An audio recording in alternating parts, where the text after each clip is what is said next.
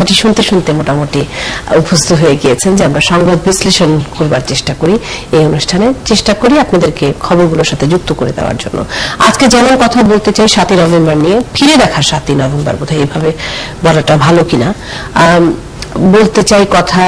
এর মধ্যে 12 তারিখে একটি সমাবেশ করার অনুমতি পেয়েছে বিএনপি, সেই প্রসঙ্গগুলো নিয়ে, এবং তার সাথে কথা বলতে চাই যে চট্টগ্রামে ছাত্রলীগ এবং ভিসি রুম ভাঙচুর করা হয়েছে, ছাত্রলীগের ছাত্ররা সেটি করেছে তেমন অভিযোগ শুনতে পাচ্ছি, এবং আরো কিছু খবর নিয়ে আপনাদের সাথে আমরা যুক্ত হব, এবং আপনারা আমাদের সাথে যুক্ত হতে পারেন www.facebook.com/ekattor এই ওয়েব পেজটিতে। ফোন করতে পারেন না, কিন্তু পরামর্শ দিতে পারেন, মন্তব্য করতে পারেন, এবং আপনারা প্রশ্ন করতে পারেন। আমরা চেষ্টা করব সেই পরামর্শ, প্রশ্ন এবং মতামত জানিয়ে দেবার।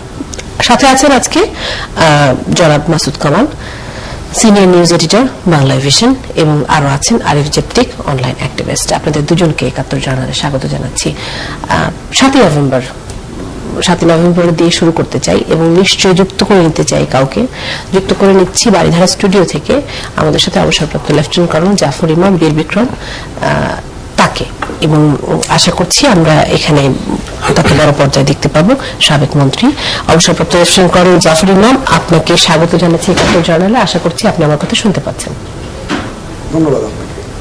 জি, আপনারাও কিন্তু এই আলোচনায় একসাথে যুক্ত হবেন সেটি আশা করছি, এবং আমার মনে হয় যে 7ই নভেম্বর এমন একটি অধ্যায় যার উপর খুব কমই আলো পড়েছে আমাদের ইতিহাসের, এবং আমি জানি না এখনো পুরো দিনটি আলোকোজ্জ্বল কিনা, এখনো অনেক অন্ধকার জায়গা রয়েছে যেগুলো নিয়ে আমরা খুব বেশি কিছু জানি না। লেফটেন্যান্ট কর্নেল জাফর ইমাম, আমি যে জায়গাটি আসলে জানতে চাই, একদম শুরু থেকে, খুব না জানার জায়গা থেকে শুরু করতে চাই। 7ই নভেম্বর সকালকে আপনি কিভাবে প্রত্যক্ষ করলেন? ধন্যবাদ আপনাকে। 7ই নভেম্বর সকাল ছিল আমাদের জন্য খুব একটা দুর্ভাগ্যজনক, আমি মনে করি সকাল, কারণ সেই সকালে আমরা হারিয়েছিলাম আমাদের 3 জন মুক্তিযোদ্ধা, যারা স্বাধীন যুদ্ধের বিভিন্ন পর্যায়ে নেতৃত্ব দিয়েছিলেন। এক নম্বর হচ্ছে খালেদ মোশাররফ, মেজর জেনারেল খালেদ মোশাররফ বীর উত্তম, কর্নেল হুদা বীর বিক্রম এবং কর্নেল হায়দার বীর উত্তম। এই 3 জনকে সেদিন ভোররাতে আপনার নির্মমভাবে হত্যা করা হলো, এবং সেটা আজও দেশবাসী জানে না। কিভাবে জানলেন কর্নেল জাফর ইমাম, আপনি এই খবরগুলো কিভাবে জানলেন? এবং যদি আমি ভুল না করে থাকি, 6 তারিখ দিবাগত রাত থেকেই একেবারে ইতিহাসের প্রতিটি অধ্যায় পরিবর্তিত হয়ে যাচ্ছিল 1975 সালে। এই দিবাগত রাতে আপনার অভিজ্ঞতাটি বলুন, আপনি কোথায়, তখন কিভাবে জানলেন এই খবরগুলো? আমি 4 তারিখে বঙ্গবন্ধু ছিলাম, যদিও খালেদ মোশাররফ 3 তারিখে অভ্যুত্থান ঘটিয়েছিল অপারেশন পান্থার, কিন্তু মোস্তাক থেকে মোস্তাককে অপসারণ করেছে 4 তারিখে। 3 তারিখে অপসারণ হয়নি মোস্তাক, কারণ মোস্তাকের আমরা তখন জেল কিলিং, আমাদের 4 নেতা যারা স্বাধীন যুদ্ধের নেতৃত্ব দিয়েছিলেন তাদের নির্মমভাবে, গোপনীয়ভাবে জেলখানায় হত্যা করা হলো। সেখানে কোনো ট্যাঙ্ক যায়নি, কোনো জেলখানা কেউ আক্রমণ করেনি। একটা জিপে শুধু 5 জন গিয়েছিল, ইসারুল্লাহ, মুসলিউদ্দিন, ক্যাপ্টেন নূর এবং আরো 3 জন। এবং সেদিন প্রেসিডেন্ট তার কাছে বন্দী করেছিলাম, তিনি জেলখানাতে, সেই জেলার মিন্টু, আমিনুর রহমান মিন্টু ছিল মনে হয়, ফরিদপুর নিবাসী, তাকে অর্ডার দিলেন যে জিপ আসতেছে তাকে ভিতরে ঢুকতে দাও তাদেরকে। এটা ব্যাপার আমরা জানতাম না, এটা অজান্তে হয়েছে। এইসব ব্যাপার নিয়ে আমরা প্রায় 3 তারিখ আমরা তখন আসি না, আমি, কারণ এই থার্ড নম্বর ক্রুতে এটা বলে রাখা ভালো প্রেক্ষাপটটা, ঢাকা ব্রিগেড শাহবাজের নেতৃত্বে আর রংপুর ব্রিগেড হুদা এবং আমার নেতৃত্বে আমরা এটা খালেদের নেতৃত্বে এই ক্রুটা অর্গানাইজ করেছিলাম 3 তারিখের আগে। যাই হোক, আমি 6 তারিখে আমাকে খালেদ মোশাররফ বললো যে তুমি এই গো ব্যাক টু রংপুর, একটা সেসনা ফ্লাইং ক্লাবের সেসনা রেখেছিলাম, আমি হুদা যে সেসনা নিয়ে আসছিলাম রংপুর থেকে এই ক্রুতে। আমি টুস নিয়ে, আমরা একলা আসি না, আমি ট্যানম্যানকে পাঠিয়েছিলাম রংপুর থেকে 2 তারিখে রাত্রে, যারা 3 তারিখে এসে পৌঁছেছিল সারা বাংলা নগরে, যেখানে খালেদ মোশাররফ ওরা ওখানে বের করে তাকে হত্যা করা হয়। আমি আর ব্রিগেড কমান্ডার আসলাম, এসে আমরা 4 তারিখে যখন বঙ্গবন্ধু ঢুকলাম, বঙ্গবন্ধু দেখলাম তখন বার্গেনিং চলতেছে মোস্তাকের সাথে বিভিন্ন বিষয় নিয়ে, এবং বিশেষ করে জল হত্যার ব্যাপারে মোস্তাক সিংহের উত্তর দিলেন। এবং তখন আমরা খালেদকে প্রশ্ন করলাম যে এই বঙ্গবন্ধু হত্যার যে ডালিয়ান গংদেরকে আপনি দেশ ছাড়তে পারমিশন কে দিল, কেন দিলেন? তখন খালেদ বললেন আমি যেমন তখন শেন ওসমানী আদার্স তারা সবাই একটা বার্গেনিং করেছে এবং এটা বুঝিয়েছে। খালেদও বলল যে 15 আগস্টে ফারুক রশিদ যে ট্যাঙ্ক রেজিমেন্টের ইনচার্জ এবং সেকেন্ড ফিল্ড যেটা ফারুকের রশিদের নেতৃত্বে ছিল, তাদের সৈনিকেরা তখন যারা 15 আগস্ট সংগঠিত নিম্ন হত্যাকাণ্ড সংগঠিত করেছিল সেই ট্রুপগুলো ক্যান্টনমেন্টে তখন বিরাজমান। তো এদেরকে যদি আমরা সিগনিফিক না করি, পৃথিবীকরণ না করি, তারা একটা ক্রস ফায়ার হতে পারে ক্যান্টনমেন্টে, সেজন্য আমরা এই ব্যবস্থা নিয়েছি। এটা নিয়ে আমার বাবাই করলাম না, আমাকে বললো যখন go back to Rangpur flying ক্লাবের এটা নিয়ে প্ল্যানটা নিয়ে, এবং রংপুরে যশোর ব্রিগেডের শপথ ছিল জিয়ার এদের সমর্থনে একজন কারো সমর্থনে। কর্নেল ইমাম, আমি যদি একটু মাঝখানে কথা বলি, একটু পরিষ্কার হয়নি, অর্থাৎ এই বার্গেনিংটা হচ্ছে খন্দকার মোশতাকের সাথে তাদের সেফ এক্সিট নিয়ে, তাই তো? বার্গেনিংটা হচ্ছিল আমাদের খালেদ মোশাররফের সাথে। আমরা যখন 4 তারিখে পরের দিন যখন আমি ছিলাম, আমি রংপুর থেকে আসছি প্লেন নিয়ে হুদা সহ, আমরা তখন 4 বেঙ্গলে কর্নেল গফার এবং মেজর হাফিজ, ক্যাপ্টেন হাফিজ, ক্যাপ্টেন তাজ, তারপরে বার্গেনিং এর বিষয়টি কি ছিল? হ্যাঁ, বার্গেনিং বিষয় ছিল ক্ষমতা, মানে এদেরকে কে কি করলো, কিল করলো, কেন আপনারা কতদিন তার সম্পৃক্ততা ছিল সেটা জানা, এবং কাছে বন্ধু করলো সেটা কিন্তু বার্গেনিং চলতেছিল then you leave the power and hand over to Khaled. তো আলটিমেটলি বার্গেনিংটা সফল হলো, খালেদকে আমিচিভ করা হলো, এবং আমাকে খালেদ তখন বললো, আমি নিয়ে গেলাম তাকে বঙ্গবন্ধুর উপর দোতলায় একটা রুমে। আমার শুধু বললো যে জাফর ইমাম প্লিজ ম্যাটার, সে যেন সুইসাইড না করতে পারে, কারণ সে একটা বিরাট অন্যায় করে ফেলেছে, সেটা করছে ফিরিস্তি দিলেন, বলবে সে যেন সুইসাইড না করে, প্লিজ ডু দিস ম্যাটার। আমার সাথে ক্যাপ্টেন দীপক ছিল আর লেফটেন্যান্ট মনির আহমদ ছিল, যে পরে পরে আর্মি চিফ ছিল, সেই লেফটেন্যান্ট এট দ্যাট টাইম। তো আমরা তাকে ট্যুর সহ বঙ্গবন্ধু বিভাগে নিয়ে রাখলাম, এবং সেখান থেকে আমরা ফিরে আসলাম। আমাকে রংপুর পাঠিয়ে দিল, এটা বলে তারা 6 তারিখে, নাহলে আমি 6 তারিখে যদি থাকতাম, না যেতাম রংপুরে, তাহলে আমি হায়দার, হুদা এবং কর্নেল জেনারেল, তখন মেজর জেনারেল হয়ে গেলেন, ওনার সাথে থাকতে হয়তো আমি তাদের বাঁচাতে পারতাম, না হলে আমি সহ সেই 3 জনের জায়গায় 4 জন হতাম, তাদের হত্যা শিকার হতাম। তো যাই হোক, আমি এটা বলবো খালেদ মোশাররফ হত্যাকাণ্ডে 3 জনের হত্যাকাণ্ড, মুক্তিযোদ্ধা গ্রান্টি ওয়ার্ড খাতা প্রাপ্ত হত্যা মুক্তিযোদ্ধা সেক্টর কমান্ডার, এদের হত্যাকাণ্ডটা সেদিন জাসদের সহযোগিতায়, তাদের ইন্ধনে, এবং তখন আর্মির দায়িত্বে ছিলেন জিয়া রহমান, শকত ছিল যশোর কমান্ডারকে, how he was there in Dhaka, সে ঢাকাতে আসলে এগুলো কোঅর্ডিনেট করার জন্য। আমি আরেকটু শুনি, আসলে 75-এর এই ঘটনাগুলো শোনা খুব জরুরি আমাদের জন্য। আমি যেটি জানতে চাচ্ছিলাম, অর্থাৎ 6 তারিখে আপনি তখন রংপুরে অবস্থান করছেন, তাই তো? 6 তারিখে আমি রংপুর ফিরে গেলাম বিকেলে, আমি ঢাকাতে ছিলাম। হ্যাঁ, আপনি রংপুরে অবস্থান করছেন তখন 6 নভেম্বর আপনি রংপুরে আছেন। হ্যাঁ, আমার কাছে একটা ওয়্যারলেস সেট ছিল, হাই পাওয়ার, সেটাই বলছি, রক্ষী বাহিনীর। তো ওই ওয়্যারলেস সেটটা আমাকে সকালে ভোরে আমার অপারেটর বললো, sir Charlie, Oscar, Mike Delta মানে কমান্ডার সহ বাকি এই 3-4 জন ডেড, হত্যা করা হয়েছে তাদেরকে। কিন্তু আমাকে আরেকটা ডিউটি দিয়েছিল খালেদ মোশাররফ, যদি আমরা আমাদের ক্ষতি না করতে পারে, আমাদের যদি তারা যদি কোনো এখানে যদি অন্য কিছু ঘটে, তাহলে তুমি রংপুর রেডিও স্টেশনে গিয়ে একটা স্ক্রিপ্ট রেডি করবা, এবং ওই দিক থেকে যশোর থেকে শকত যেন নদী ক্রস না, ফেরিঘাট ক্রস না করতে পারে, অন্য কোনো ট্রুপ ঢাকার দিকে না আসতে পারে, এটা দেখবা। আর এর আগে তো আমাদের বললো যে তুমি কিছু ট্রুপস, আর বিয়ে হুদাকে বললো, আমাকে বললো ট্যানবেঙ্গল যেহেতু যুদ্ধ চলাকালীন Khaled Mosharraf sector commander, K-Force এর অধীনে ছিল ট্যানবেঙ্গল, আর আমি ছিলাম প্রতিষ্ঠাতা অধিনায়ক, সিও অফ দিস ইউনিট। এই ইউনিটটাকে রংপুর থেকে 2 তারিখে পাঠানো হলো শেরে বাংলায়, অবস্থান নিল, এটা রিইনফোর্সমেন্ট।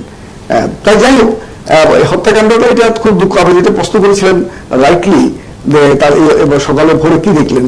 এখন এর আগে কিন্তু ভোর রাত্রের কথা বলি, ভোর রাত্রে 12টার পরে জাসদের সৈনিক সংস্থা তাহেরের নেতৃত্বে তারা যে 12 ওভার একটা লিফলেট দিয়েছিল 6 তারিখ রাত 12টার পর, তাই তো? 12টার পরে, হ্যাঁ 12টার পরে তারা একটা স্টে ফায়ার করলো উপরে। তখন ওই দিন এটা সিগন্যাল ছিল, তখন ইউনিটগুলোতে এই বিপ্লবী সৈনিক তারা 100-200 হবে, প্রত্যেক ইউনিটে, কারণ এগুলো বাংলাদেশের সদস্য না, কারণ ফাইটার ফোর্স না, এগুলো এএসসি, সাপ্লাই কোর, সিগন্যাল করে এই 2-4 জন করে 10 জন করে হয়তো অন পেমেন্ট ছিল এদের রিক্রুটমেন্ট। এরা সৈনিক সংস্থা তাহেরের নেতৃত্বে। এরা আপনার যখন 12টার পরে ফায়ার করলো, তখন সাধারণ সিপাহীদের মধ্যে যে লিফলেটটা বিতরণ করেছিল 12 দফা, মানে ব্যাটম্যান সিস্টেম থাকবে না, তোমরা ডাইরেক্ট অফিসার হয়ে যেতে পারবা, এটা সেটা আরো অনেক ফেসিলিটিস।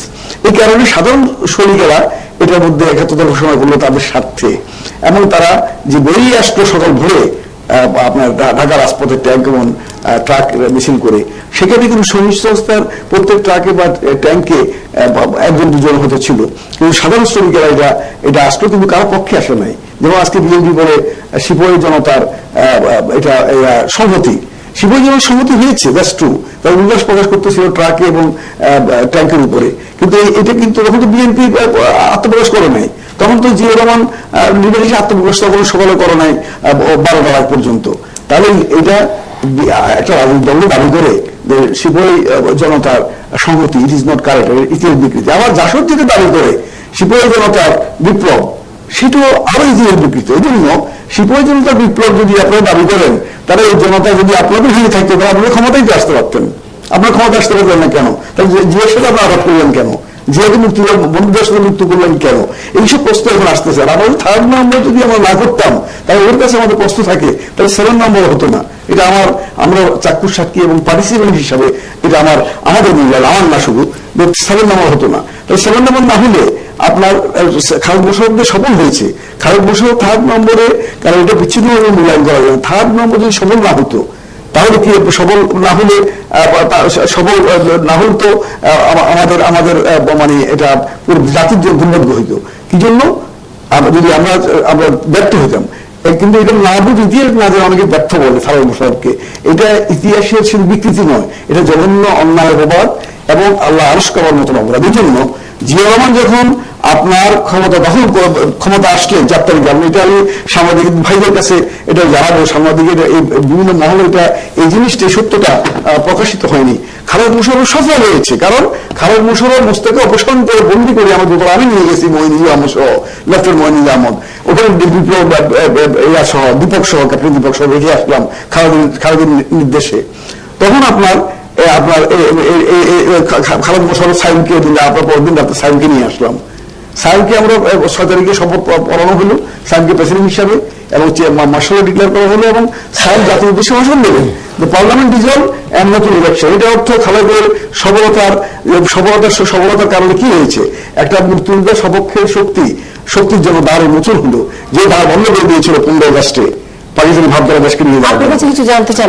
আবার আপনার দেখেন 7 নভেম্বর কিন্তু আজকে দেখেন সেই ধার তারা ব্যর্থ তারা হয়েছে, আমরা হয় নাই, খালেদ মোশাররফ হয় নাই। তারা ব্যর্থ হয়েছিল, তাদের কোনো লক্ষ্য ছিল না, পরিকল্পনা ছিল না। পরিকল্পনা যদি থাকতো, তাহলে তো জনতার জোয়ার নামতো ঢাকা শহরে, যে জোয়ারের কথা তারা বলে, সেই তাদের একটা মিছিল আসে নাই, তাদের মিছিল আশা করা ছিল।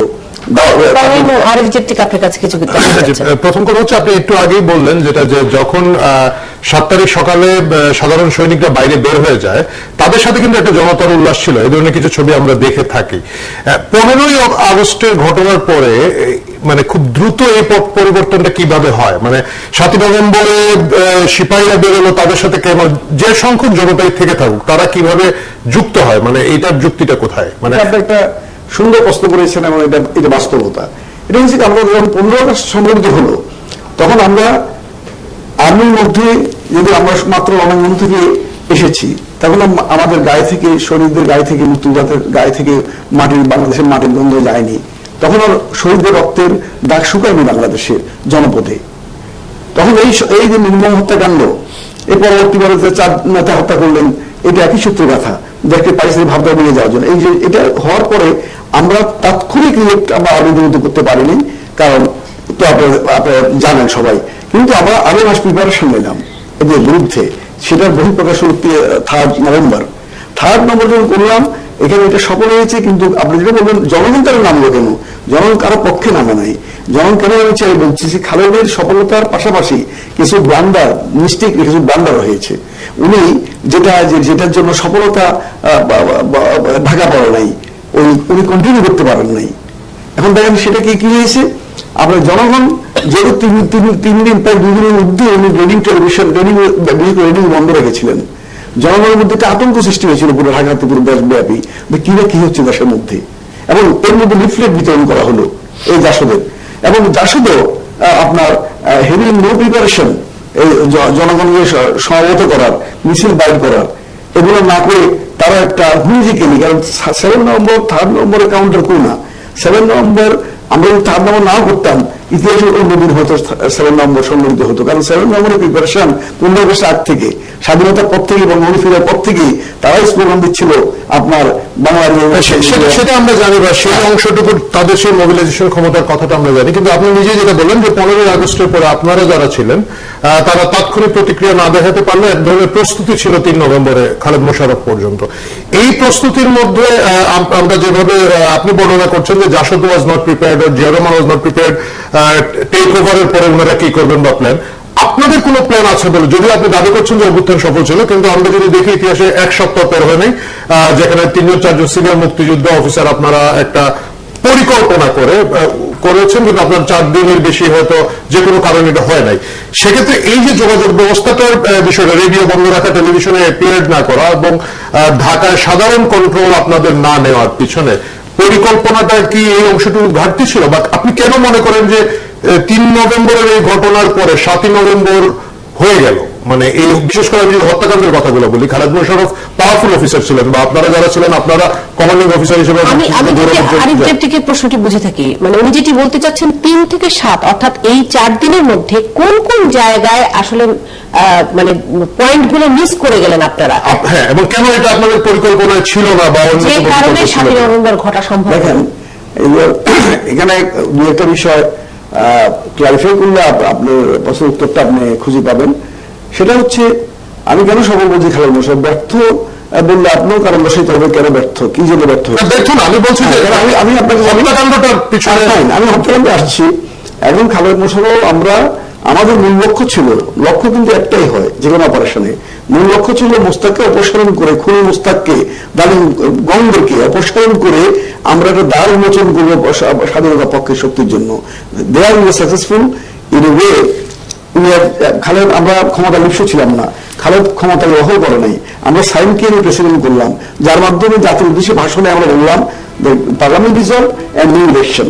তাই নিউ ইলেকশন তখন বিএনপি ছিল না, আত্মপ্রকাশ করেনি রাজনৈতিকভাবে, জাতীয়বাদী ছিল না, কোন দল ছিল না, একমাত্র আওয়ামী লীগ ছিল যারা স্বাধীন যুদ্ধ নেতৃত্ব দিয়েছে, আর লেফটিস্টরা ছিল যারা তার বিভক্ত।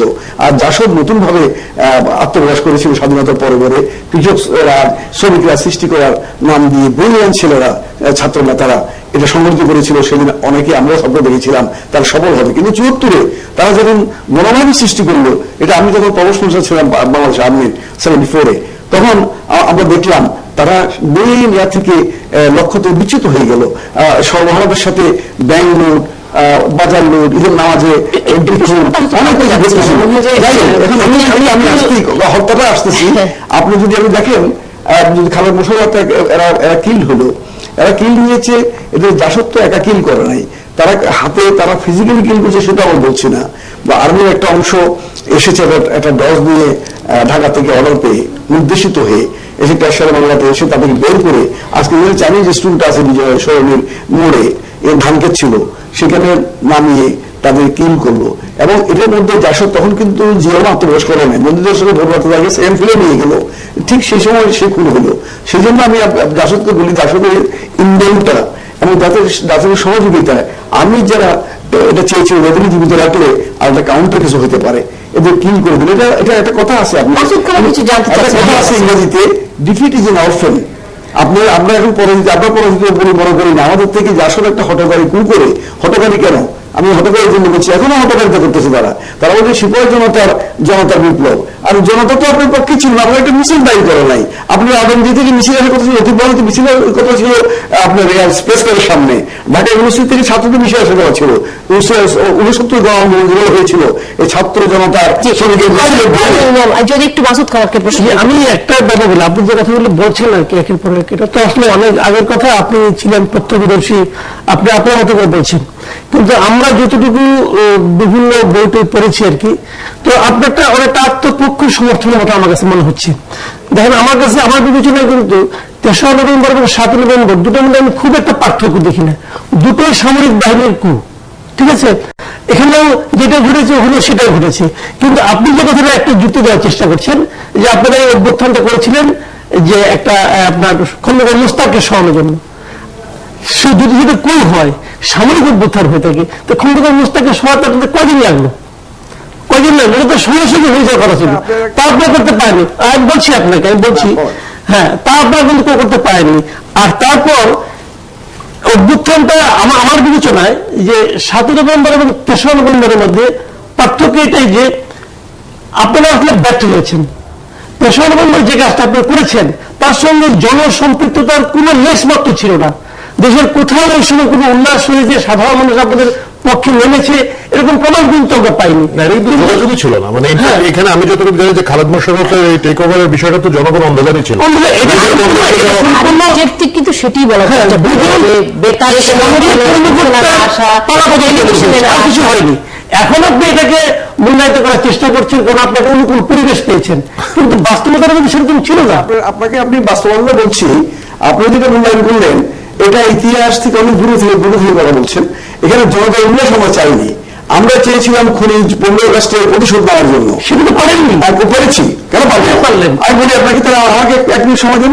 মোস্তাককে অপসারণ করে আমরা নিজের ক্ষমতা নিয়ে এসে আমরা একটা প্রেসিডেন্ট ঘোষণা দিলাম, সে পার্লামেন্ট ডিজাইন করলে নতুন নির্বাচন ঘোষণা দিল। এখন আসেন আপনি এটার সাথে 7 নভেম্বরকে কি বলতেছেন? অভ্যুত্থান 7 নভেম্বর কোনো বিপ্লব না, অভ্যুত্থান না, যে একটা ব্যর্থ একটা প্রয়াস। কেন বলছি? আজকে দেখেন 7 নভেম্বর ব্যর্থ প্রয়াসে আপনাকে বলছি, ব্যর্থ প্রয়াস কেন বলছি? আমরা সফল না পেলে আজকে আপনি বিপ্লব মূল্যায়ন করেন, বিপ্লব যদি মূল্যায়ন করেন, যদি আমরা 3rd নম্বর না করতাম, আসলে আমাদেরকে আর বাদ দিয়ে যেভাবে আপনি মূল্যায়ন করতেছেন, মনে হয় আমরা করলাম না করলে কি হতো? মুস্তাক উডে কন্টিনিউ তার টুকু রাজনীতি, অ্যাপিস করে রাজনীতি। সেটা 4 মাস থেকে 5 মাস যদি ক্ষমতা থাকতো, ইতিমধ্যে আওয়ামী লীগের প্রায় 140 এমপি, 140 এমপি তার পক্ষে অনুগত স্বীকার করেছে, এবং আরো অনেকে তার ক্যাবিনেটে, পুরো বঙ্গবন্ধুর ক্যাবিনেটে বলতে পারেন চলে গেল। আর বাকি যারা ডিস্ট্রিক্ট গভর্নর ছিল এবং যারা আরো ছিল, সবাইকে 4-5 মাসের মধ্যে আমরা যারা প্ল্যানিং জানতাম, তাদের বলতে হবে আনুগত্য স্বীকার করো, না হলে তোমাদের জেল জমিন দিয়ে আলটিমেটলি 4 নেতা হত্যা করছে তারা নির্মম ভাবে, 4 নেতা না 400 নেতা হত্যা করতো যদি তার পক্ষে না আসতো। এবং বাংলাদেশে কোনদিন আজকে আওয়ামী লীগ একটা শক্তিশালী সংগঠনের আজকে বিপ্লব করেছে, এটা কোনদিন হতো না এই স্বপ্ন। তাহলে আজকে আমরা যে 10 বছর উন্মোচন করেছি, আমরা কারো বাবা চাইনি, তারই চাইনি, রাস্তায় লোক নাম আমাদের ভাবা করুন, আমরা খুনি মোস্তাক, এটা ছিল বৈধ অভ্যুত্থান ফর ইনফরমেশন, বিকজ মোস্তাক তো খুনি, এটা সবাই স্বীকৃত। এবং সে বঙ্গবন্ধু খুন করেছে, সকল মরিমহি খুন করেছে, স্বাধীনতা খুন করেছে, সকলে খুন করেছে, দালিম গঙ্গায় খুন করে, দালিম গঙ্গায় খুনি ছিল, কিন্তু মেইন আর্কিটেক্ট তো ছিল মোস্তাকেরা। তাহলে তাদেরকে আমরা অপসারণ করলাম, এটা আমাদেরকে আমরা ইতিহাসে আমরা স্বীকৃতি আজকে আমরা অন্যরা যদি দেন, আপনারা যদি না দেন, আমরা ইতিহাস জানেন সবাই, দাঁড়িয়ে নিয়েছেন সবাই বুঝেন, তারপরে যদি আপনারা নিজেকে আমি তো ভাবা চাচ্ছি না, আমরা মোস্তাককে করেছি, এটা আমাদের সফলতা। তারপর ব্যর্থতা যদি হয়, জাতির কাছে দায়বদ্ধ যদি থাকে, এটা জাসদের হঠাৎ বললো একটা জনগণের সিপাহী জনতার উকুল ছিল তারা। তো আমি তো বিপদ মূল্যায়নে বললাম, মোস্তাক যদি থাকতো, আমরা না করতাম, তাহলে মোস্তাক কন্টিনিউ করতো। এবং জাসদে এই 7 নভেম্বর কোনোদিন হতো না, আর কোনোদিন হওয়ার আগেই জিয়া রহমান এই মোস্তাককে ক্ষমতা নিয়ে যেত। আর না নিত, তাহলে তারা জাসদে মোস্তাক এবং দালিমেরা আবার লালন পালন করছিল এরশাদকে, ফর ইনফরমেশন। এরশাদ তখন ইন্ডিয়াতে কোর্স করতেছিল লেফটেন্যান্ট কর্নেল হিসাবে, সে 2টা প্রমোশন তাকে ইন্ডিয়াতে বসবাসে দালিমেরা দিয়েছে, মোস্তাক দিয়েছে, তাকে ব্রিগেড বানিয়েছে, তাকে পরশে আর্মি জেনারেল আর্মি চিফ হলো। তাহলে আমরা আমাদের মূল্যায়নে আমি এটা বলে দিচ্ছি, সেটা উল্লেখ করেছি, যদি জিয়া রহমানও না নিত মোস্তাক থেকে, ইন দ্য লং রান হয়তো 100 আত্মপ্রকাশ করতো। এখানে আপনার ইতিহাস, এটা আমরা থেকে বাহাবার প্রশ্ন, সিপাহী জনতার বিপ্লব, আজকে হলো মুক্তিযুদ্ধ হত্যার বিচার দিবস, আওয়ামী লীগ বলে, তা আমরা বলে দেখেন মুক্তিযুদ্ধ হত্যা দিবস দাবি করতে পারেন, কিন্তু মুক্তিযুদ্ধ যারা মুক্তিযুদ্ধ হত্যা করলো তার বিচারের, আপনার বিচারের তো এখন দায়িত্ব নেন নাই, সেটা ঘোষণা করেন নাই।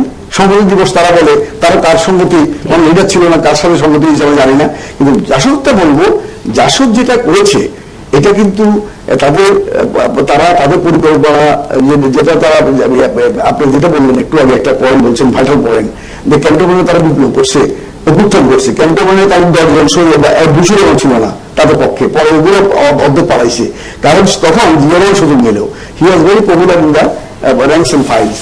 এবং জিয়া রহমানকে যখন বন্ধুদের থেকে তাকে জাসদ কেন নিয়ে আসলো, কারণ জাসদ ব্যর্থ হয়েছে টু গিভ দ্য লিডারশিপ। তাই is not a contestant of Khalid Mosharraf or Zia, তাই ইজ এ রিটায়ার্ড অফিসার, এবং তার সেই সক্ষমতা এবং তার সেই ব্যক্তিত্ব can be compare with Zia and Khaled.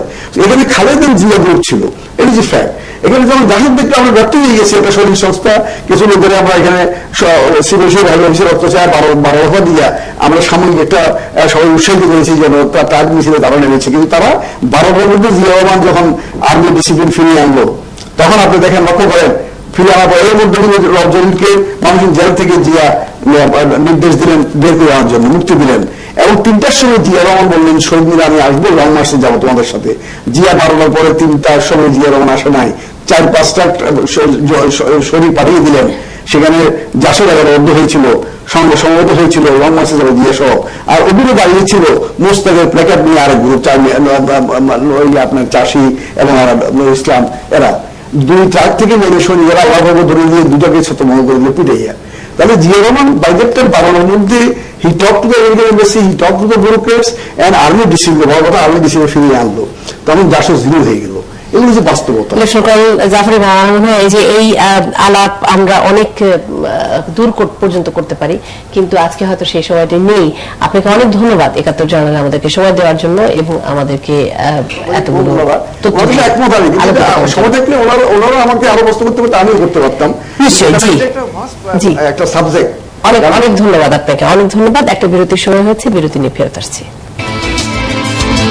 স্বাগত জানাচ্ছি এবং চট করে দেখে নিতে যাই। প্রথম আলো রোহিঙ্গা সংকট সমাধানের পদক্ষেপ নেওয়ার আহ্বান সিপিএ, সকলে একমত হয়েছেন যে মায়ানমারকে তাদের কে ফিরিয়ে নিতে হবে। নাসিরদের 3-3 বিপিএল নিয়ে খবর। উপমন্ত্রীর মর্যাদা পেলেন আইভি, সেলিনা হায়াত আইভি, তাকে উপমন্ত্রীর পদমর্যাদা দিয়ে প্রজ্ঞাপন জারি করেছে মন্ত্রিসভা। বিশ্বজিৎ হত্যা মামলার 3 আসামি ছাড়া পেলেন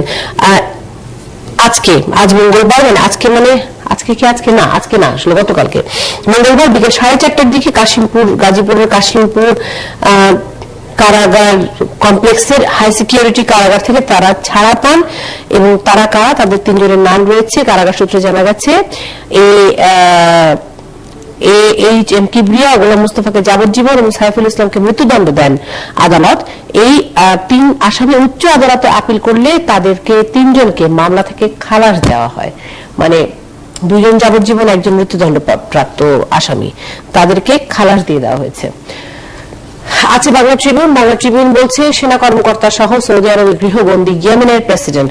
মিডল ইস্ট বা মধ্যপ্রাচ্যে একটা বড় ধরনের উলটপালট ঘটে যাচ্ছে এবং ইয়েমেনের প্রেসিডেন্ট আব্দ রাব্বু মানসুর হাদিকে গৃহবন্দী করেছে সৌদি আরব। হ্যাঁ, উনি গিয়েছিলেন কেন অস্থিরতার মধ্যে? এটা একটা প্রশ্ন, মানে উনি কেন ইয়েমেনের প্রেসিডেন্ট কেন আর্মি চিফ ছিল, তাকে ওইখানে রিজাইন করাচ্ছে, এই ইয়েমেনের প্রেসিডেন্ট ওইখানে বসা, তাকে প্রধানমন্ত্রী, তারা কোনো সৌদি আরবে সকলে গিয়ে যুক্ত হলেন, মানে জড়ো হলেন, সেটি একটি প্রশ্ন বটে। একই সঙ্গে তার কয়েকজন পুত্র, দেশটির কয়েকজন মন্ত্রী ও সেনা কর্মকর্তাকে গৃহবন্দী করা হয়েছে। সৌদি আরবের আঞ্চলিক মিত্র সংযুক্ত আরব আমিরাতের সঙ্গে আব্দ রাব্বু মানসুর হাদির টানাপোড়েন তৈরির পর তাদের ব্যাপারে এই ব্যবস্থা নেওয়া হয়। 1992 সালের চুক্তিতে কেন রোহিঙ্গাদের ফেরত নিতে চায় মিয়ানমার, এটি আসলে গুরুত্বপূর্ণ একটি আলোচনা। যে 1992 চুক্তিতে কি আছে, এটি আসলে আমাদের বেশি বেশি করে জানানোর দরকার রয়েছে, যেহেতু এটি নিয়ে এক ধরনের রাজনীতি তৈরির সুযোগ হয়েছে। 92 সালের চুক্তিতে কি আছে, 78 সালের চুক্তিতে কি আছে, বাংলাদেশে 78 সালের সমস্যাটা হচ্ছে ওইগুলোতে কোনো টাইম লাইন নেই। মায়ানমার একা একা বসে বসে তাদের মতো করে বাছাই করবে নিয়ে যাবে। 92 চুক্তির মূল যে সমস্যাটা হচ্ছে, এরপরে তারা পরবর্তী 13 বছরে প্রায় 2,60,000-এর মতো রোহিঙ্গা নিয়ে গিয়েছিলেন। তো এখন যে আপনার 8-10 লাখ রোহিঙ্গা আছে বাংলাদেশে, তারা যদি ওইভাবে কোনো টাইম লাইন ছাড়া বাছাই করতে থাকে আর প্রতিদিন 1 জন করে বাছাই করে, তাহলে তো এটা কিয়ামত পর্যন্ত যাবে। এইটা হচ্ছে মূল সমস্যা। বাংলাদেশ টাইম লাইন চাচ্ছে এবং তাদের অথরিটি চাচ্ছে। কারণ আগে যেটা ছিল চুক্তিতে, রোহিঙ্গা মায়ানমার যদি বলে রোহিঙ্গা না, তাহলে রোহিঙ্গা না, ওকে বাংলাদেশ হিসেবে নিতে হচ্ছে। তো এটা তো হয় না। মানে এই সংসদ নির্বাচনে যেসব গুণের প্রার্থী চান তৃণমূল আওয়ামী লীগ নেতারা নম্বর ঠিক রেখে মোবাইল অপারেটর পরিবর্তনের সুবিধা আছে। ডেইলি স্টার দুঃখিত, Myanmar needs to engage with UN Bangladesh, অর্থাৎ জাতিসংঘের সাথে এই বিষয়টি রোহিঙ্গা ফিরিয়ে নেওয়ার বিষয়টিতে অবশ্যই মায়ানমারকে যুক্ত হতে হবে, এটি বাংলাদেশের আহ্বান। Act now to solve Rohingya crisis, এখন কথা নয় কাজ করতে হবে রোহিঙ্গা সমস্যা সমাধান করার জন্য। School shirt for militant links, লেখেট গ্রামার স্কুলের কথা বলা হচ্ছে। এর আগে এটি হয়েছিল, লেখেট গ্রামার স্কুলের পক্ষ থেকে বলা হচ্ছে এই আগের ম্যানেজমেন্টের সম্পর্কে অভিযোগ থাকলো, এখন তাদের এই ধরনের কোনো অভিযোগ থাকবার কথা নয়। যাই হোক, সেটি নিয়ে নিশ্চয়ই কোনো না কোনো তদন্তের ফলাফল পাওয়া গেছে। রোহিঙ্গা আন্তর্জাতিক মহলের জরুরি পদক্ষেপ চায় সিপিএ, চবিতে ভাঙচুর অবরোধেও তারা। এই খবরটি নিয়ে আমরা বিস্তারিত আলাপে আসব।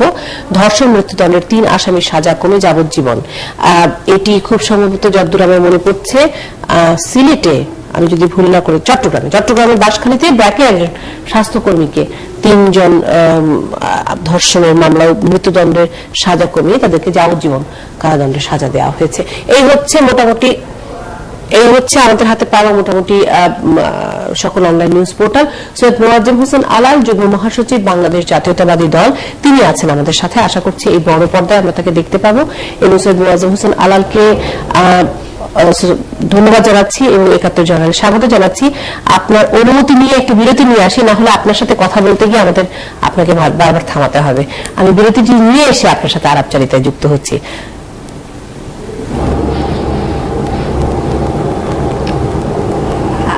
আপনি শুনতে পাচ্ছেন আশা করছি। আসছি এক্ষুনি বিরতির পর। জানাল এবং আমাদের সাথে আছেন সৈয়দ মোয়াজ্জেম হোসেন আলাল, আশা করছি তাকে আমরা দেখতে পাবো। যুগ্ম মহাসচিব, বাংলাদেশ জাতীয়তাবাদী দল বিএনপি। জনাব মোয়াজ্জেম হোসেন আলাল, আপনাকে স্বাগত জানাচ্ছি আরো একবার। এবং আমি শুরু করছি প্রশ্নটা, আপনারা যে কোনো সময় যুক্ত হতে পারেন, আপনারা প্রশ্ন শুরু করতে পারেন। জানতে চাই যে আপনারা একটি সমাবেশ করার অনুমতি পেয়েছেন, যেটি 11 তারিখে আপনারা করতে চেয়েছিলেন, সেটি 12 তারিখে করবার কথা হয়েছে। এখন মোটামুটি আপনারা কি আশা করছেন যে নির্বাচন পর্যন্ত দুই পক্ষের একটা শান্তিপূর্ণ সহাবস্থান থাকবে? আরেক ব্যক্তিকে প্রশ্ন শুনে হাসছেন। জি, মোয়াজ্জেম হোসেন আলাল। আমরা এখন পর্যন্ত অনেক আগে থেকে আমরা এই প্রত্যাশাটা করছি, কারণ আমরা মনে করি যে গণতন্ত্রের বাতাস প্রবাহিত হওয়ার জন্য সবসময় দুটো দরজা দরকার। একটি দরজা দিয়ে যদি বাতাস বেশি প্রবেশ করে আর একটি দরজা বন্ধ থাকে, তাহলে বাতাস জমা হয়ে একসময় বিস্ফোরণ ঘটতে পারে, বা বাতাসের মধ্যে কার্বন ডাই অক্সাইডের মাত্রা বেশি হয়ে যেতে পারে অক্সিজেনের চেয়ে। তো বর্তমান সরকারে যারা আছেন তারা কিন্তু দল হিসাবে বয়সের দিক থেকে, অভিজ্ঞতার দিক থেকে বিএনপির চেয়ে অনেক বেশি প্রবীণ। তাদের উচিত বাতাস ঢোকা এবং বাতাস বের হওয়া দুটো দরজাকে উন্মুক্ত রাখা। সেই দিক থেকে বিচার করলে বিএনপিকে তাদের সকল সাংবিধানিক এবং গণতান্ত্রিক অধিকারগুলো শান্তিপূর্ণভাবে নিয়মকরণের মধ্যে থেকে পালন করতে দেওয়ার অধিকারটুকু দেওয়া উচিত, যেটা দীর্ঘদিন ধরে দেওয়া হচ্ছে না। যাক, জনাব আলাল, দুটি দলের নেতারা যদি এই বাতাসের প্রবাহ ঠিক রাখেন, তাহলে আমাদেরও শ্বাস প্রশ্বাসের যে বাতাস সাধারণ মানুষের, সেই প্রবাহটাও ঠিক থাকে, আমাদের জন্য সেটি সুবাতাসই বটে। কোনো প্রশ্ন থাকে জনাব? আমার প্রশ্ন হলো যে তাহলে মানে এটা তো দেখা গেল এতদিন পরে হলো যে আওয়ামী লীগের একটা সিদ্ধান্ত, সরকারের একটা সিদ্ধান্তে বিএনপি মানে খুশি হয়েছে, যে কথাটা আপনিও বললেন যে আমরা জনগণ কিন্তু এটাই চাই জানতে, যে আপনারা পরস্পরের বিরুদ্ধে কাদা ছোড়াছুড়ি আর করছেন না, একে অপরের দেওয়া মানে কর্মসূচির আয়োজনকে অনার করছেন, এবং হয়তো এখন আওয়ামী লীগে বিশ্বাস করবে যে বিএনপি আর আগের মতো জ্বালা পোড়া রাজনীতি করবে না, এখন তারা আন্দোলন করবে। আপনারা কি সেই ধরনের মনে করছেন কিনা?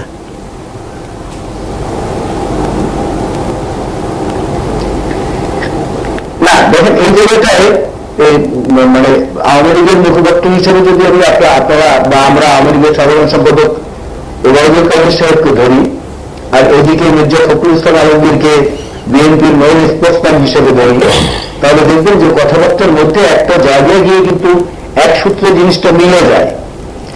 যেমন ওবায়দুল কাদের সাহেব মাত্র 2 দিন আগে বলেছেন যে বিএনপি সাংগঠনিকভাবে দুর্বল হলেও জনপ্রিয়তার দিক থেকে বিএনপিকে দুর্বল ভাবা ঠিক হবে না। That's the real history, real analysis. একটা হচ্ছে মিথ কাল্পনিক, আর একটা হচ্ছে রিয়েলিটি, বাস্তবতা। ওবায়দুল কাদের সাহেব এখানে বাস্তবতাকে স্পর্শ করে কথা বলেছেন। আর মির্জা ফখরুল ইসলাম আলমগীর বরাবরের মতোই নিকট অতীতে থেকে এখন অব্দি একই কথাই বলে যাচ্ছে যে সমঝোতামূলক পূর্ণ পরিবেশের জন্য সরকারের পক্ষ থেকে আমাদের সাংবিধানিক এবং গণতান্ত্রিক অধিকার, সমাবেশ, চলাচলের স্বাধীনতা, কথা বলার স্বাধীনতা, এগুলোকে শুধু বিএনপির না, অন্যান্য যারা আছেন সবাইকে সবার সুযোগ দিতে হবে আইন শৃঙ্খলা পরিস্থিতি মেনে। সেটা আমরা জানি, আইন শৃঙ্খলা পরিস্থিতির কথা বলা হয়েছে। কিন্তু যে কথাটি হিউম্যান রাইটস ওয়াচ থেকে সর্বশেষ এসেছে যে বাংলাদেশে সরকারের বিরাট ভাজন হলে কারো কোনো সুরক্ষা নেই, সেই ধরনটা আমাদের চতুর্দিকে ইলিয়াস আলী চৌধুরী আলম থেকে শুরু করে সবশেষ উৎপল, সাংবাদিক উৎপল, কিংবা বিজেপি মিঠুন চৌধুরী বা সাদাত হোসেন বা অনিরুদ্ধ রায়, এরকম যারা এখনো আছেন, একটু যদি সরকারের বিপক্ষে যায় কোন রকম কোনো মতামত, তাকে সঙ্গে সঙ্গে টুটি চেপে ধরা হয়। সেখানে একটি সংগঠিত রাজনৈতিক এবং জনপ্রিয় দল হিসাবে বিএনপির উপরে আক্রমণটা অপ্রত্যাশিত না, কিন্তু আমরা বলি যে সে আক্রমণটার পেছনে একটা যৌক্তিক কারণ থাকতে হবে। শুধুমাত্র তীর্যক বাক্যবান এবং নিজেদের দোষত্রুটিকে না দেখে অন্যের খুঁত খুঁজে বেড়ানো, এটা আওয়ামী লীগের জন্য উচিত না, বিএনপির উচিত না। আমি যে এই দুপক্ষে এই মানে খুবই আশারঞ্জক ব্যাপার। আমি একটু জয়রাবাল আপনার কাছে জানতে চাই যে আপনারা এর মধ্যে নির্বাচন নিয়ে অনেকটাই আসলে কাজ করছেন, বিভিন্ন পক্ষের সাথে কথা হয়েছে, আপনাদের ক্যানাডিয়ান বিশেষ দূতের সাথে কথা হয়েছে, আমেরিকার বিশেষ প্রতিনিধি দলের সাথে আপনাদের কথা হয়েছে, এবং আপনারা নির্বাচন কমিশনের সাথে কথা বলেছেন। সব মিলিয়ে আপনারা কেমন দেখছেন নির্বাচনী হাওয়া?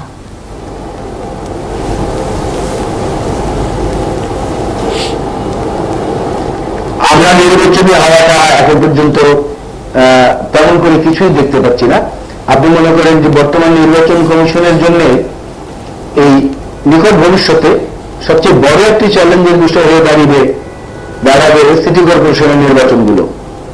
এই সিটি কর্পোরেশনের নির্বাচনে যদি আমরা এমন উদাহরণ দেখি, এর আগে রয়েছে এমন উদাহরণ, অনেক খারাপ কিছু রয়েছে, ভালো একটি দুটি উদাহরণ যদি আমি দিই, যে একজন পুলিশ কর্মকর্তা নারায়ণগঞ্জের সংসদ সদস্য শামীম ওসমান সাহেবকে তার নিজের ভোট প্রদানের কেন্দ্রের বাইরে অন্য একটি কেন্দ্রে প্রবেশ করতে দেননি, দৃঢ়তার সঙ্গে তাকে সেখান থেকে ফিরিয়ে দিয়েছেন।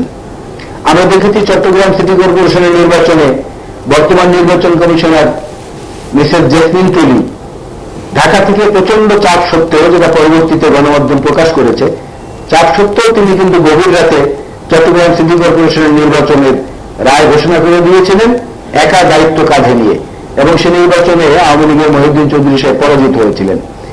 এমন মানে পরিষ্কার চিন্তা বা একটু ঝুঁকি নিয়ে গণতন্ত্রের পক্ষে দাঁড়াবার লোকের সংখ্যা খুব কম বাংলাদেশে, এটা কিন্তু আমি ব্যক্তিগতভাবে এখনো বিশ্বাস করি না। দেওয়ার জন্য একটি প্রশ্ন জানতেই চাই, যে প্রশ্নটি আসলে আমার মনে হয় বাংলাদেশের সাধারণ মানুষও জানতে চান, যে সহায়ক সরকারের কথা আপনারা বলছেন এবং বারবারই আওয়ামী লীগের পক্ষ থেকে সেটিকে নাকচ করে দেওয়া হচ্ছে, যদি কোনো কারণে সেই একটি জায়গায় আপনারা একমত না হতে পারেন, তাহলে আপনারা কি করবেন বলে ভাবছেন?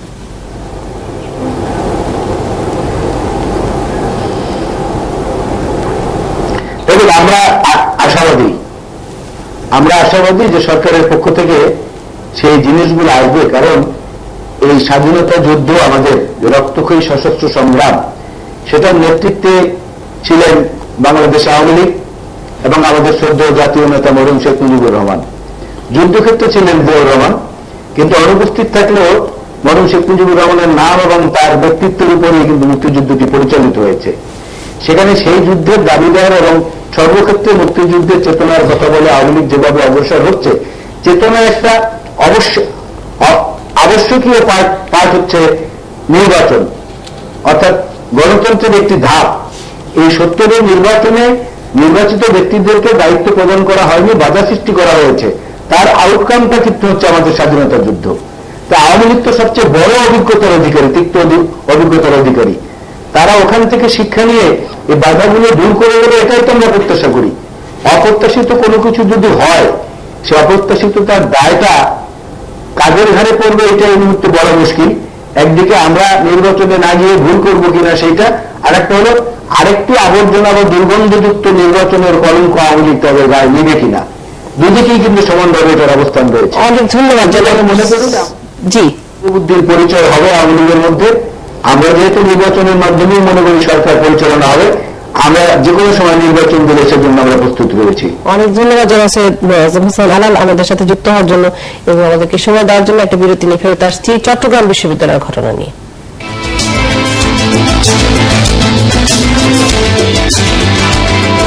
যুক্ত হচ্ছেন অধ্যাপক আমির উদ্দিন, শিক্ষক, শিক্ষা ও গবেষণা ইনস্টিটিউট, চট্টগ্রাম বিশ্ববিদ্যালয়, এবং আরো যুক্ত হচ্ছেন ফেসবুক কলিংয়ের মাধ্যমে মোহাম্মদ আলমগীর টিপু, সভাপতি, চট্টগ্রাম বিশ্ববিদ্যালয় ছাত্রলীগ। আমরা যাচ্ছি অধ্যাপক আমির উদ্দিনের কাছে, আশা করছি তিনি আমাকে শুনতে পাচ্ছেন।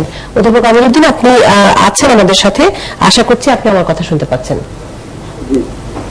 জি, অধ্যাপক আমির উদ্দিন, কি হয়েছে মানে আজকে সারাদিন চট্টগ্রাম বিশ্ববিদ্যালয় কেন গণমাধ্যমের সবচেয়ে উপরের দিককার খবর?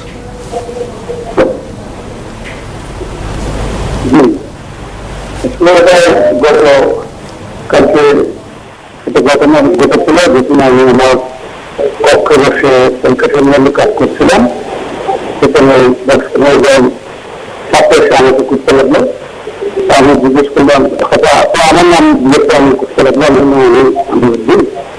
মনে করতে আর আপনি জানানোর কথা আছে, ঠিক আছে তোমরা শোনাবেন। তো আমি বসছি, আমার ওরা দেখলো। এর মধ্যে ওরা জিজ্ঞেস করলাম কি এটা, ওরা বলছিল কি যে আপনি গৃহকর্মী যে আন্দোলন করছে সেটা আমাদের নেতা বিরোধী আমরা আন্দোলনের অনুসরণ আমরা আমাদের নেতার বিরুদ্ধে প্রস্তুত করছেন। দেখো এটা তো কোন রাজনৈতিক বিষয় না, সমাজের। আমি খুব ভালো বুঝতে পারিনি, আপনার কাছে কয়েকজন ছাত্র আসলো এবং আপনাকে তারা কি প্রশ্ন করলো? আপনার ফোনটা একটু আমার টেলিভিশনের ভলিউমটা বন্ধ করে দিতে হবে। আপনার সামনে টেলিভিশন ছাড়া আছে এবং টেলিভিশনের ভলিউমটা বন্ধ করে দিতে হবে, আমরা কিছু শুনতে পাচ্ছি না।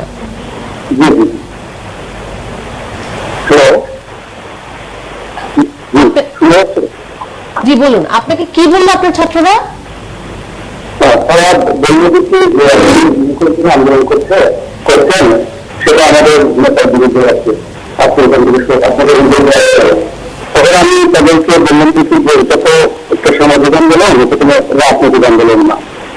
তো তারা তাদেরকে বোঝানোর চেষ্টা করলাম যে এটা চট্টগ্রামবাসী গৃহকর বলেছে, তারা অসহায় করেছে, সেজন্য আমি পরিবর্তিত দিচ্ছি। তখন পেছন থেকে একজন ছাত্র এসে আঞ্চলিক ভাষায় বেশি বাড়াবাড়ি করবেন না, আপনি বলে ফেলবো কিন্তু কথা বলেছিল তারা। তো আরেকজন বলছে যে আপনি এখানে চাকরি করতে পারবেন না। এটি কি গতকালকের ঘটনা? আচ্ছা, এটা আপনি কি তাদেরকে চেনেন? তারা কারা? না, আমি চিনি না, তবে তারা আমি জিজ্ঞেস করেছি বলেছে যে আমরা চট্টগ্রাম বিশ্ববিদ্যালয়ের আন্দোলন আপনার অনুসারী। আচ্ছা, এটা কি আন্দোলনের নেতৃত্ব দিচ্ছিলেন আপনি?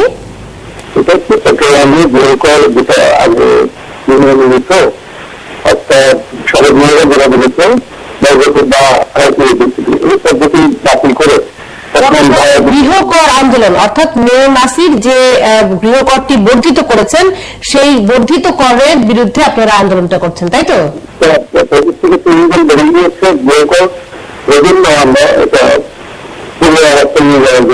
জি জি, মানে কর যেন বাড়ানো না হয়, গৃহকর যাতে না বাড়ানো হয় সেই জন্য। এবং আমি যদি একটু সংক্ষেপে শুনবার চেষ্টা করি, বাক বিতণ্ডার এক পর্যায়ে কি আপনার কক্ষ ভাঙচুর করা হয়? না, আমার পক্ষ ভাঙচুর করা হয় না, বাক বিতণ্ডার পর্যায়ে আমাকে হুমকি দেওয়া হয়, সরে না আসলে আমাকে মেরে ফেলবে, এটা বলেছিল। কিন্তু ভিসির কক্ষ তো ভাঙচুরের ঘটনা আমরা শুনতে পাচ্ছি। এটা আজকে ঘটেছে, এটা আমি সেখানটাতে যাই নাই, যেহেতু আমি নিরাপদ বোধ করছি না। তো আমি যতটুকু জানলাম তারা গতকালকে একটা সহযোগী দিয়েছিল, এই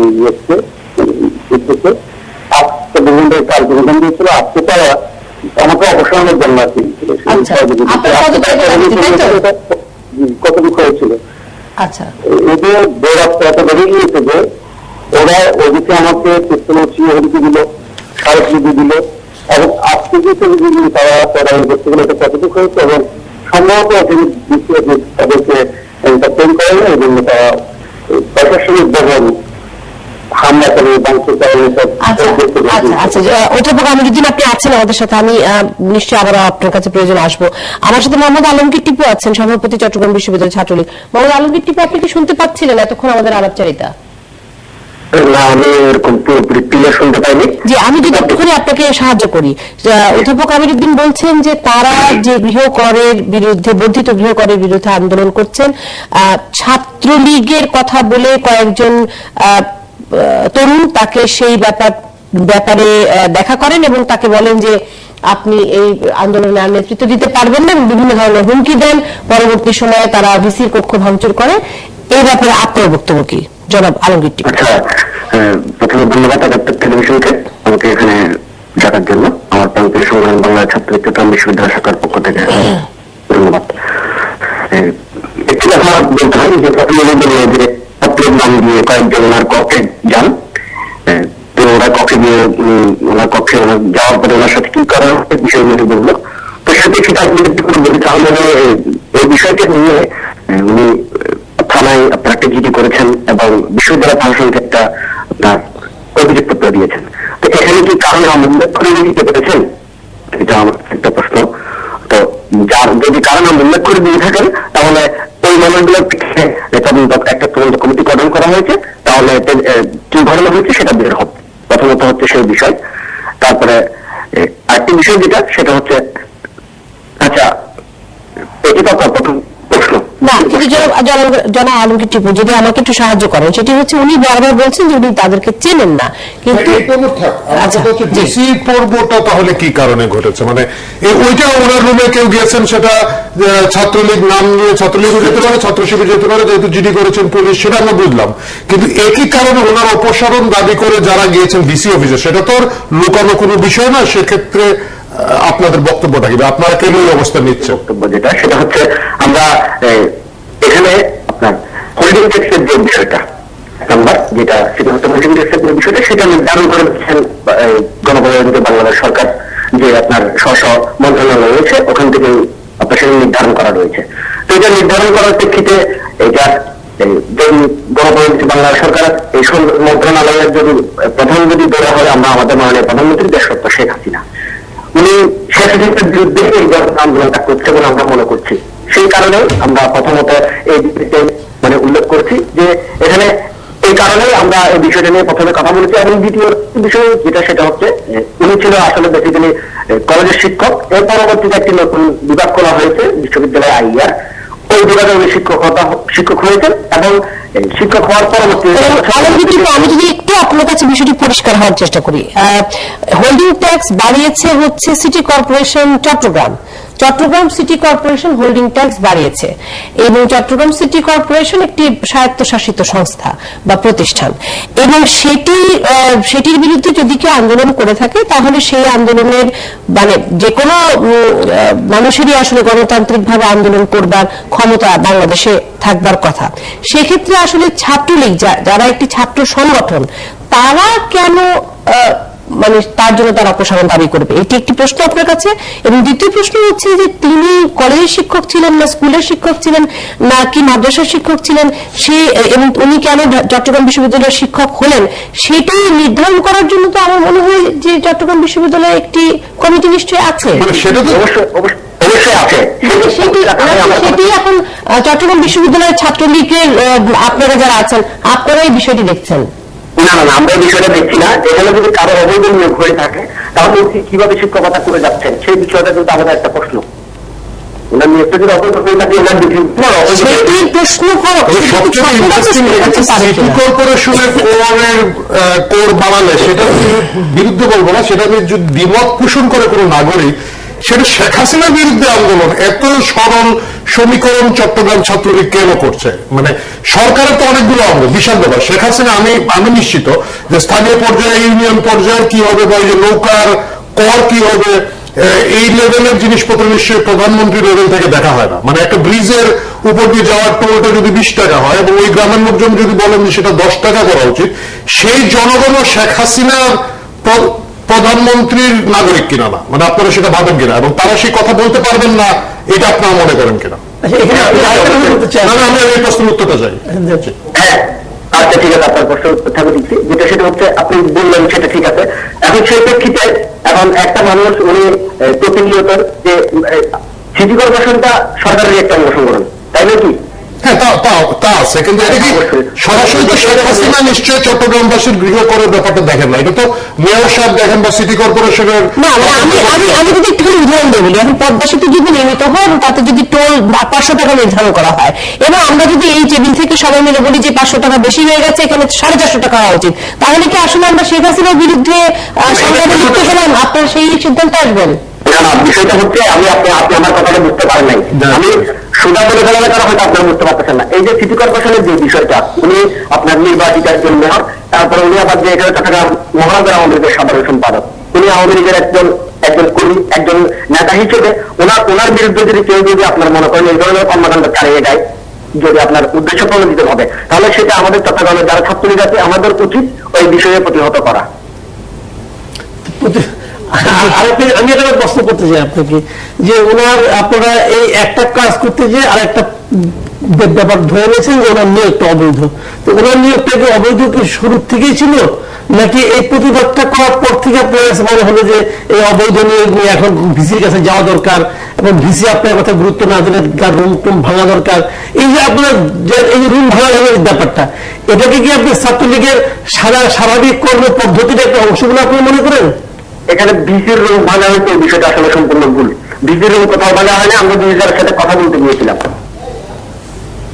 অনেক ধন্যবাদ যারা মোহাম্মদ আলমগীর টিপু এবং অধ্যাপক আমিরুদ্দিন, আপনাকে অনেক ধন্যবাদ। আমাদের হাতে আসলে একদম সময় নেই, সেই জন্য এই আলোচনাটি করা গেল না, আমি দুঃখিত। আমার মনে হয় যে এই আলোচনাটি করার প্রয়োজন। ইন্টারেস্টিং আলোচনা ছিল, মানে কেন একেবারে একটু নৌকা কর বা এইসব জিনিস, মানে যে কোনো ছাত্র সংগঠন তারা ছাত্রদের দাবি রেখে মানে এখন আলাপ করতে পারলে ভালো লাগতো, কিন্তু এটা খুবই হতাশাজনক একটা চিত্র, সেই জন্য ধন্যবাদ আপনাকে, শুভরাত্রি সবাইকে।